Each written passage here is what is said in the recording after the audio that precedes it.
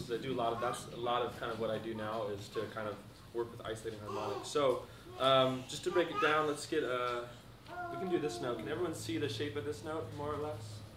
So how they work is for the most part, they're elliptical. So that means you have a long axis and a short axis. And the same goes for the ding. The dings might not look elliptical, but they are elliptical. So what it means is the harmonics are going to be on the long and the short axis. And so on the long axis, you're going to find the harmonic that's going to be the octave of the whole note. So for this one is an E, so I should find an octave E.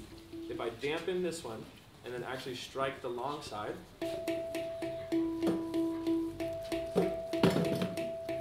and then if I switch, if I now dampen the long axis, I'm going to dampen here, and then I'm going to strike out the short axis, I should get a fifth above. So a fifth above an E. Anybody? Anybody? It's a B. Whoever said it? Yeah, it's a B. So again, if I dampen my short axis and strike my long axis, I get the octave. I can see that. And then if I switch, then I can strike out the harmonic above, which is the fifth, the B.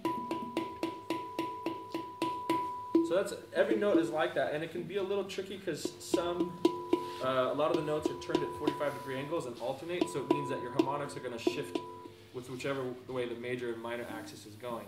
All the first gens, for the most part, are straight up and down, and a lot of the second gens are, but then the newer ones tend to alternate for a number of reasons. So it means that your harmonics are going to be along with how the axis shift, but if you can find that concept of the major and the minor, then you're going to find all your harmonics.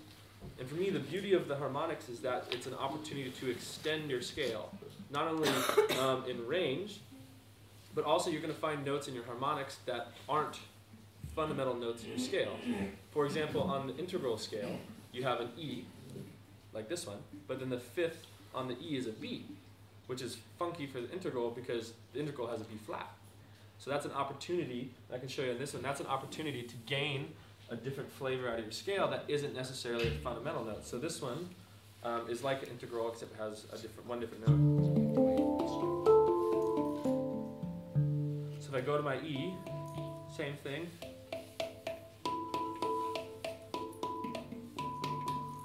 So that's the one that's kind of the odd man out in terms of how the scale runs. So it's nice to be able to draw that in. So that's how. Any questions on how harmonics are laid out? Yes. Do you feel like you can get that effect a lot easier on the halos? It really is instrument. I can hear it easier. Yeah. On the halos. I mean, every instrument will have good harmonics and ones that aren't so great. Typically, the goal is to have like a 50-50 balance between your harmonic and then the fifth. But it's not always that case. Some harmonics might be stronger. So like on my hung, I have this, on my G, I have this D harmonic that is just golden. It's like the best one, and I use that a lot. It's nice that it's a D, but I have other ones that are maybe not as nice. So it's really instrument to instrument, yeah. But the halo, especially the new ones, really nice harmonics, yeah. So then there's a couple techniques to then getting the harmonics. One is what I was doing is to dampen with one hand on one axis and strike the other.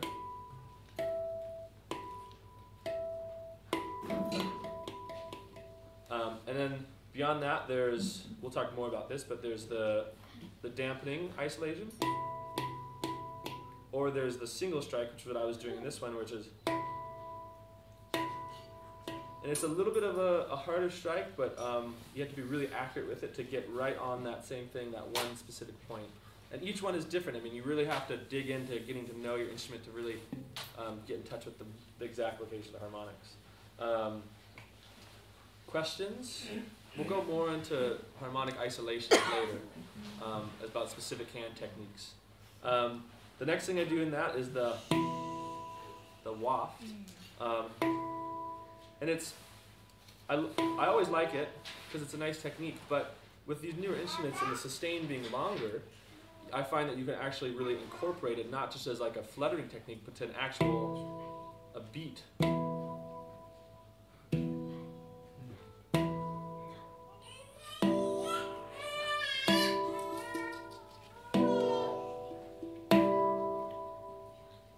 So they'll hang on long enough that you can really incorporate them. So going back to the concept of the major and the minor axis, in this one I'm striking out the minor axis harmonic, which means that I need to swipe in that direction. So if I swipe in the direction, you get that nice effect. But if I go against it, it's not as much. Not much there. But if I, again, you get that nice, as opposed to, it's a little bit, but, so if you swipe in the direction of the axis that you're getting, you get a really nice, distinct waft, yeah. Commonly called the butterfly technique, jokingly called the Muhammad Ali. But it's a really useful one, especially these new halos with the higher sustain. You can really access that. In a nice quiet room like this, yeah, you can, I mean, it'll... When you dampen it, how much pressure are you putting on with your left? We'll get to that. Don't you worry. We're going to talk a lot about harmonic isolation. Yeah, I did something last night, I think, where I did a stall.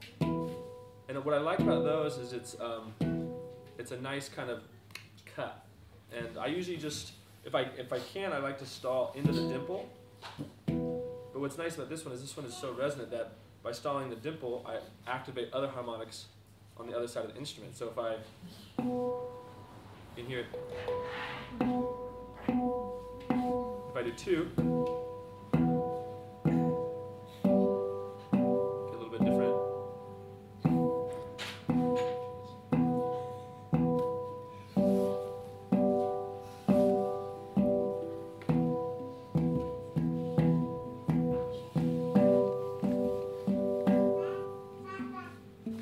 Thing to kind of take advantage of it is the stalls.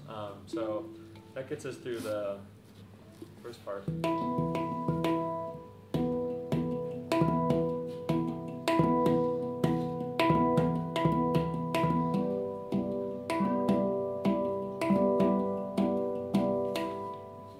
So the next part would be I'm doing a double dampened, double harmonic strike. It's a mouthful. But the same idea, I'm going to be dampening two of the major axes and then striking out the minor axes to get that little harmonic chord. So I'm striking here with my thumb to get that one, and with those ones, for me, using tips works a little better to kind of get more of like a hammer out of it. It needs to be really kind of direct. So, and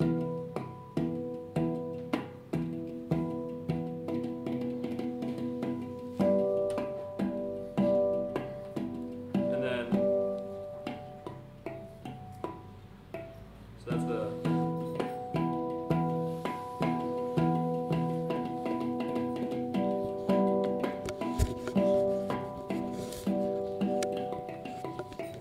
so that little, Do all of that slower? yeah, so that comes, yeah, yes. So what that is, it's the same thing. It's, again, all harmonic play, and it's the same two harmonics. I'm still dampening on the major axes of these two notes, so that means I'm going to be suckering out the harmonic fifths. Yeah. So, and then the kind of trick comes is that I'm going to switch the harmonic that I'm playing. So this finger is now going to dampen here, which frees up that harmonic. And it's just kind of a quick little...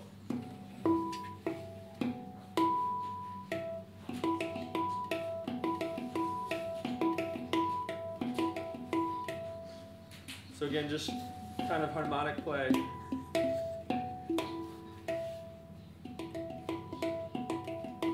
And that just, I mean, that kind of stuff, that just takes practice. Colin, does it matter whereabouts on the tone field you actually dampen the harmonic? Yeah, it has to be, so like right in line with that major axis. So but when you see... In terms of width away from the actual... Not really. Kind of right in the middle, I guess, between the dimple and the note edge is usually. Yeah. But I mean, some can be really specific, but with the bigger notes like this, like the first gen, the little notes, like you gotta be like, I would almost even use like just the nail, just to, because you get, I mean, you need to be that specific. So, questions on that before we move on? So same thing, it's really finding that major and minor axis and then being able to dampen one and then strike the other, or vice versa. And it's a little tricky because they do kind of alternate, like this one does. So this one, I have my major here, major there, major there. So it does kind of flip-flop. And I mean, even like halo to halo, some are different. Because in the early days, he was doing so much experimenting that I'd play one and have it wired, and go to another one and be totally different. Thanks, Kyle. Is the random direction of axis, or is there a certain rule for them? I think yes, yeah, and each maker is a little different. Like for example, on this one, the low note, this note here, because it's so big, it's like this, which is kind of funky. Yeah, it's sideways, but typically they're kind of 45, but it's such a big note that he had to put the major axis this way just to fit it, because it wouldn't fit that way. So that's just out of necessity, but for the most part, they tend to alternate as they go. I think it's for spacing issues, along with how the harmonics kind of project maybe. So is it major is the longest axis, yeah? Yeah. And the minor is the short yep, axis. yeah. So if your ellipse is like this would be your major, yeah. And then your minor goes here. And then on those, you'll find your octave harmonic here and here, and then your fifths will be there and there. So you get then here and here. So let's see where we were there. Yeah, so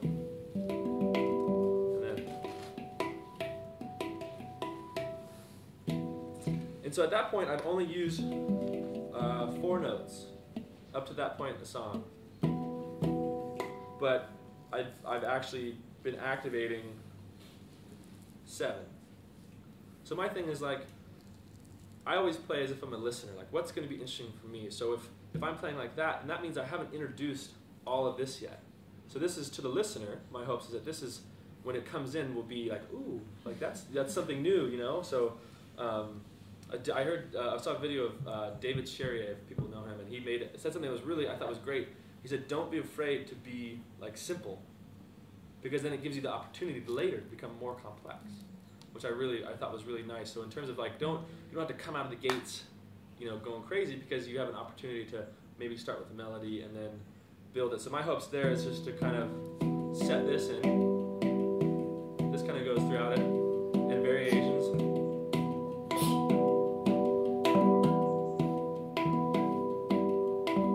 So at this point, I've only used the E, G, B, E.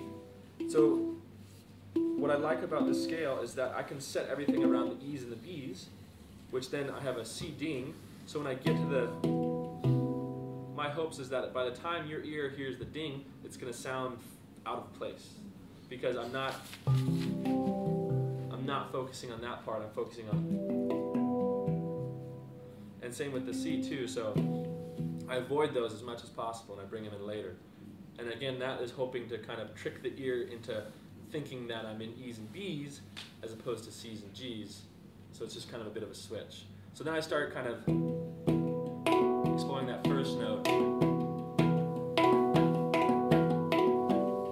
Still keeping that general progression on the bottom. Back to the E.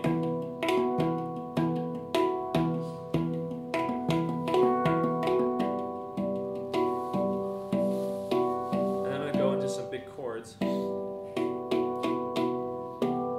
So one thing I think a lot about now is I was a cellist for years, and a big thing in cello is when you get a new piece, it's up to you how you want to play the piece in terms of what string you're playing on and what fingers you're using. So oftentimes when a cellist or violinist will get a piece, they'll go through and look at it and be like, well, I might want to play that note on this string with this finger as opposed to on that string with that finger, based on comfort and what how they like to play. So I think of that a lot too. So when I come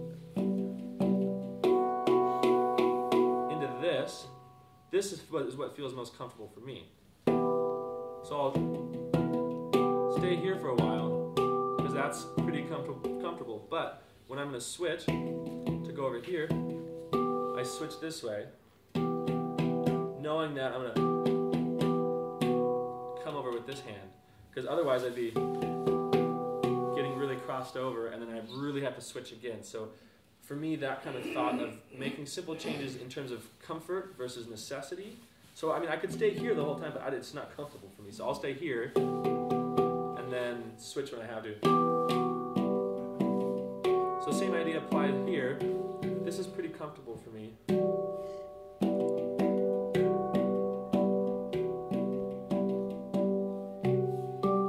So let's just run through that real quick.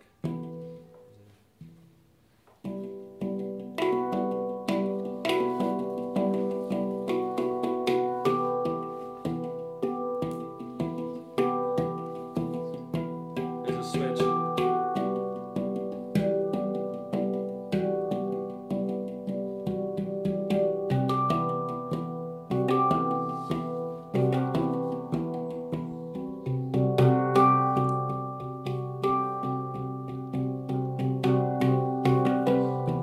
So in that case, so if, I don't know if you've noticed, but I've got really big hands, which is, it can be a disadvantage at times. But so one thing I do a lot is if I'm doing big chords like that, I'll bring in the ding with my thumb.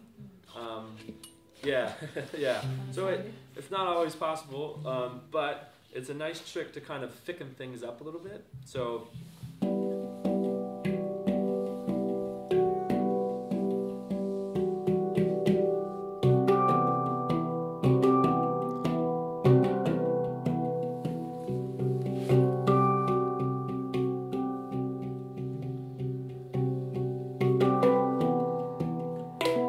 So now I've introduced the highest note.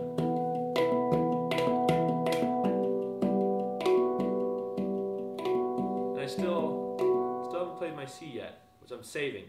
I'm saving for the very last end of the run.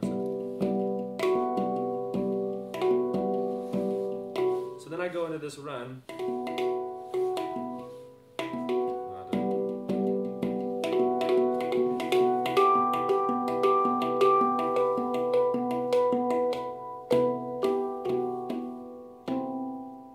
The C I've been saving for that kind of discordance. Then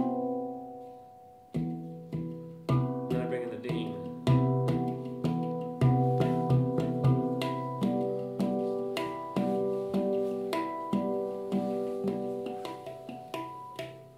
So that kind of covers that one. Is there any specific questions about anything I was doing?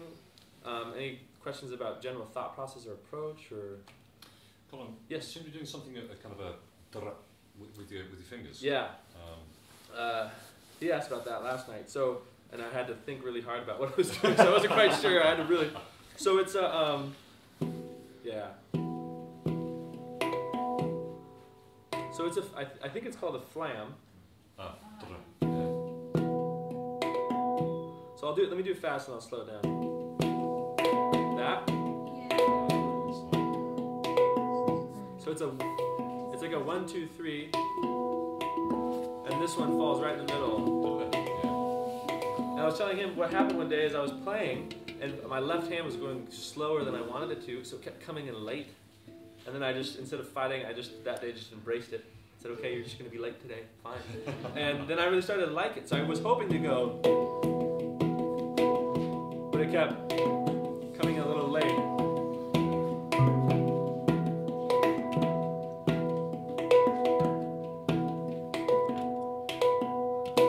So I'll chord it, and then for something different,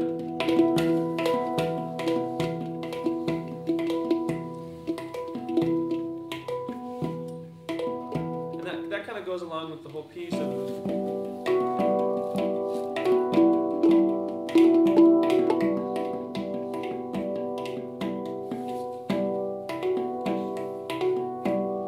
Yeah, so it's I guess a flam between those two.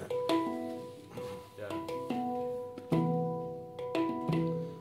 Good question. Yeah. Thank you. Any other questions on any of that?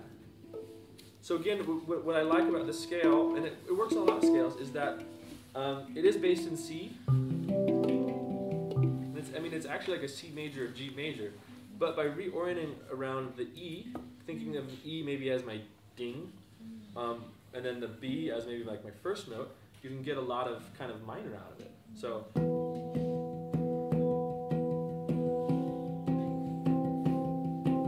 And this is something you can do with Golden Gates too.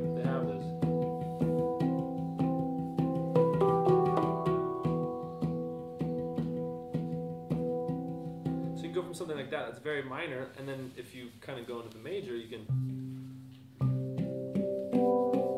something that's very kind of a different flavor out of it.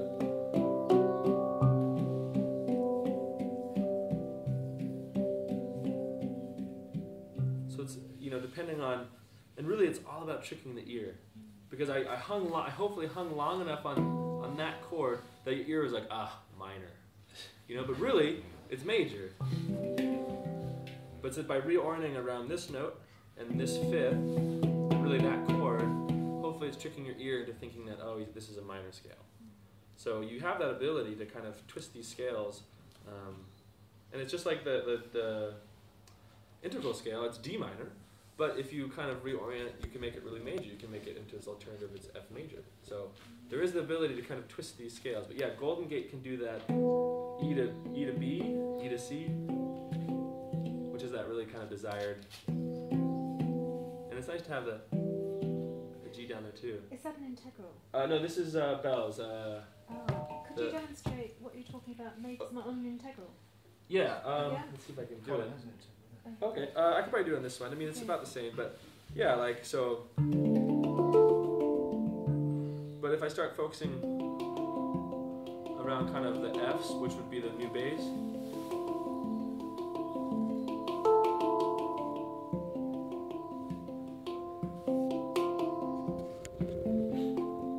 So that's a full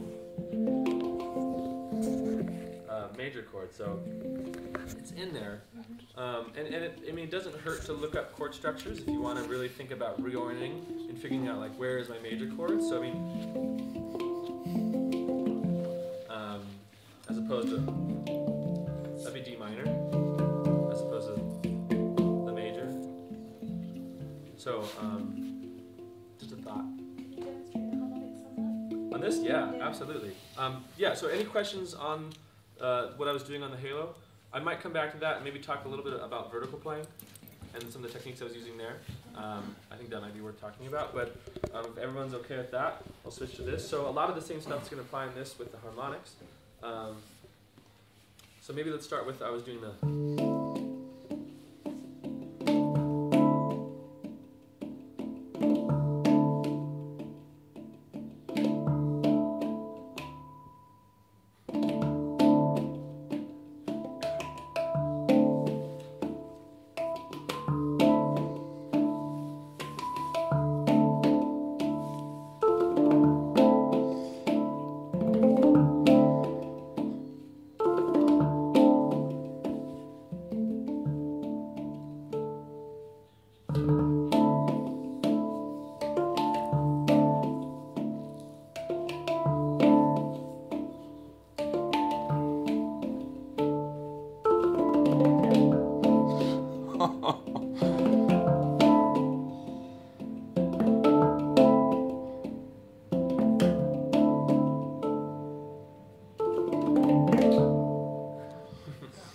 Crazy stuff.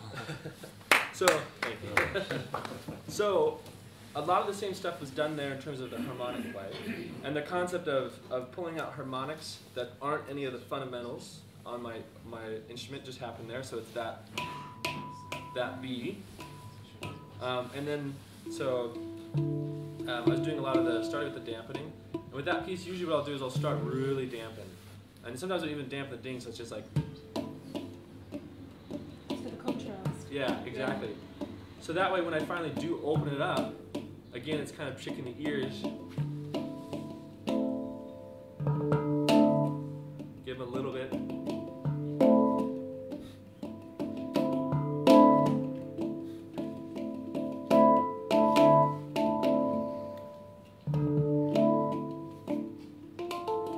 So that for me, that right there, that's the theme. That's what everything is about, that. And I'm always going to just hopefully tease that in so the audience doesn't get, the listeners don't get lost. It's always nice to have that hook. And I can always come back to it and hopefully the ear goes like, oh, that's right. Like, there it is. Like.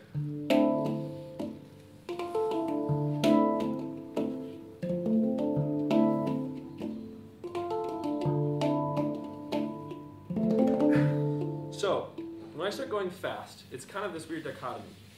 It's easier to go fast, I think, when you use more fingers because it means you get to cut down on the speed. each finger doesn't, if I'm using one finger, I have to go pretty fast. But if I put another finger, then that first finger only has to go half as fast, because the other one takes care of the other half. But I don't use that when I go really fast. I think when I go really fast, I want to eliminate as many variables as possible. And adding extra fingers in are variables for places for mistakes. So I'd rather only have to worry about these two guys. And I like using the thumbs.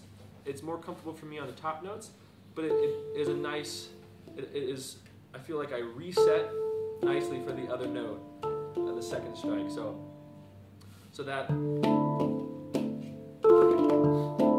a,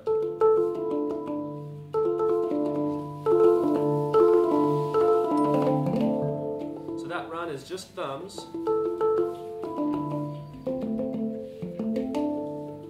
And that again is coming back to that original, even though it's really fast.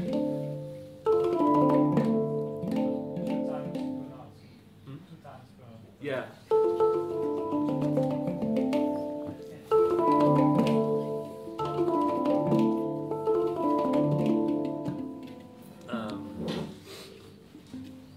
Yeah, so again, I like these just thumbs. I don't know what it is, it just came naturally to go faster with just two fingers as opposed to adding in. And if I'm down here like on the bottom, I'll use 4, but only because it's comfortable down here. It's not ergonomically comfortable up here because I have to, it's an awkward reach. Yeah, you can do it. I mean, it's again up to everybody, but for me, that kind of feels the most comfortable. So after that, I kind of go into that harmonic play of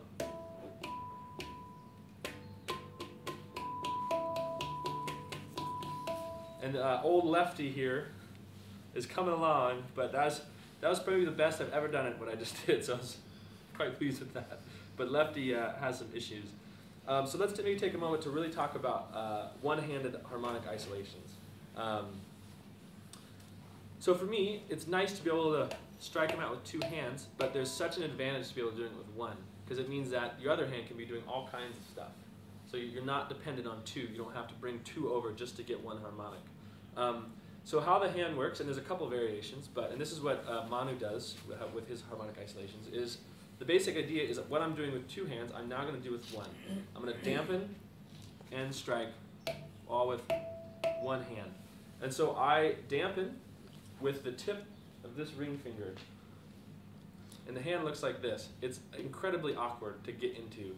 It's very unnatural, at least it was for me. But the concept is, and what I do is I take the last knuckle of my ring finger and I marry that up with the second knuckle of my index, or my middle finger. And that's kind of how the placement has worked for me. And I'm not going to use my middle finger at all. It's just there for support. And how it works is it's kind of a 1-2. So I'm going to dampen with my ring finger, and then a secondary strike is going to happen with my index. I'm not going to actively strike with this finger, but because I hit here first, and with the force, this one is naturally going to just slap down. So I'm not going to actively ever hit with this one. It's just a secondary action of hitting here first. So again, the concept is I'm going to be dampening one of the axes while striking out the other, and that's what...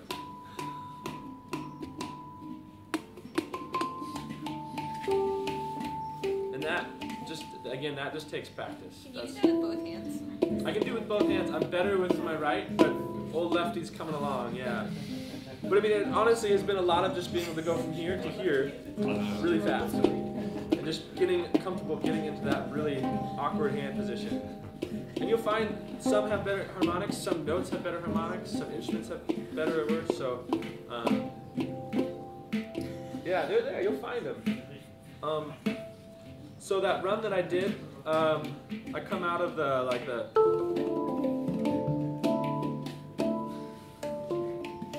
so I do a single harmonic slap on the harmonic there, and then I strike that note, and then I'm going to do a double.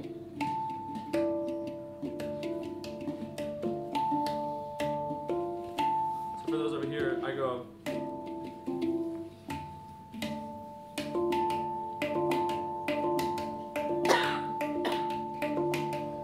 And then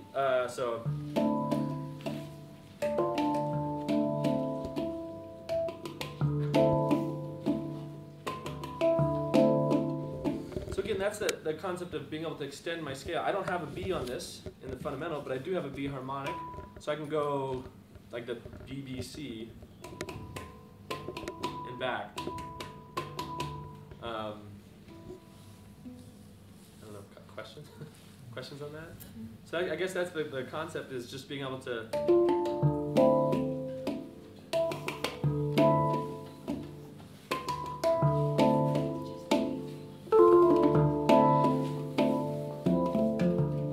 next part I go into is a polyrhythm,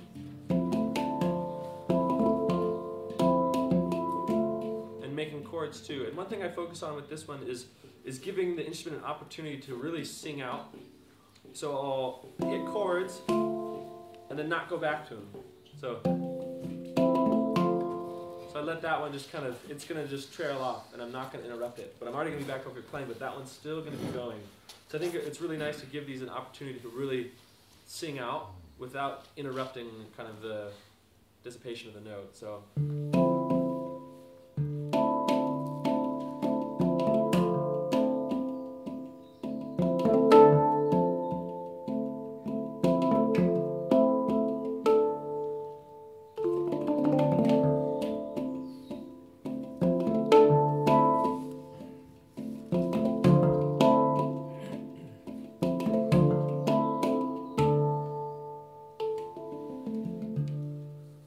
Questions?